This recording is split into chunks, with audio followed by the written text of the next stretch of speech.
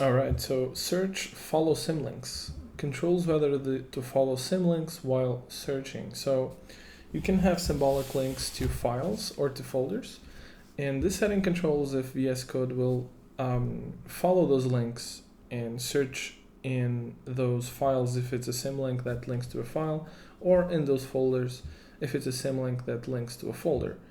I don't use symlinks too much, but I would guess that if you have a symbolic link in your repository, it's because you want to link to files that are you want them to be part of the repository, but you don't want those files. You need those files to be somewhere else, right? That's I think the most common use case for symbolic links.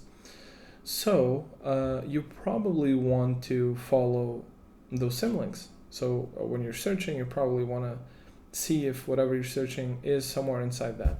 So I'm going to leave this one at true.